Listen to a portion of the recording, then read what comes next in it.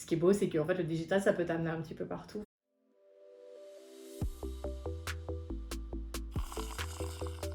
Bonjour, je m'appelle Alexandra, j'ai 37 ans. Je suis directrice marketing patient chez Doctolib en Italie. Je suis mariée, j'ai un petit enfant qui a 3 ans. J'ai fait plein de secteurs différents. Alors j'ai commencé chez L'Oréal où j'ai fait du développement produit. Ensuite j'ai travaillé chez Club Med pendant presque 5 ans. Donc dans le tourisme qui n'a rien à voir avec les cosmétiques. Je me suis éclatée, une très très belle marque. Et c'est comme ça que je suis arrivée en Italie où je suis aujourd'hui. Et après j'ai travaillé 4 ans chez GSK, donc dans le monde pharma. Les marques Voltaren, Sensodyne, etc. Ces choses que vous connaîtrez, où je me suis occupée de développer le digital pour 6 pays, donc toute l'Europe du Sud. J'ai fait mon bébé entre-temps. Et ensuite, je suis allée chez Google pendant 1 an avant de finir chez Doctolib. Ce qui se passe en vrai, c'est que tu as beaucoup de présentations pour expliquer tes idées. Donc il y a une partie de mon travail qui est effectivement faire des slides et c'est peut-être pas la partie qui me plaît plus. Et en vrai, là chez Doctolib, comme on se lance en Italie, c'était vraiment de faire toute la stratégie de lancement côté patient. Donc comment tu lances une marque qui existe déjà dans d'autres pays, sur un marché qui ne te connaît pas et qui probablement ne t'attend pas particulièrement. Donc créer l'image de marque, travailler avec beaucoup d'agences en externe sur le plan média, la partie de créativité, donc tout ce qui est, je sais pas, les campagnes de marque, ce que vous allez voir un jour à la télé, voilà. Et après, il y a une grande partie de mon travail en fait qui est, oui, sur de la stratégie, mais très clairement bosser avec mon équipe. Donc moi, ce qui m'intéresse aujourd'hui beaucoup plus, mais 15 ans de carrière entre guillemets, c'est toute la partie de management. Donc on va dire un tiers de slide, un tiers de stratégie et tout le reste de management. Très simplifié.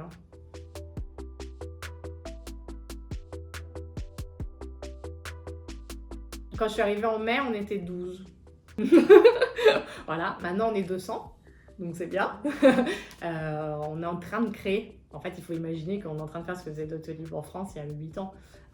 Il faut laisser un petit peu le temps au temps dans un marché qui est un petit peu moins digital de la France. Là aujourd'hui, évidemment, ça a progressé. Le Covid a accéléré encore plus, donc comme quoi tout n'est pas négatif.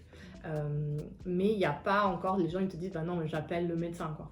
Moi, quand je suis arrivée en Italie, pour prendre donc tu as déjà ton médecin de famille, il te fait les ordonnances pour tout et n'importe quoi. Mais si tu es allé chez le spécialiste, il faut repasser là-bas. Il me dit ah bah voilà, vous pouvez venir retirer votre ordonnance entre 15h30 et 17h15 du mardi au jeudi quoi. J'ai fait mais comment c'est-à-dire il fallait que je vienne physiquement prendre l'ordonnance. Donc forcément, tu imagines le patient en bout de chaîne. Le Covid a bien changé tout ça, mais on est au début.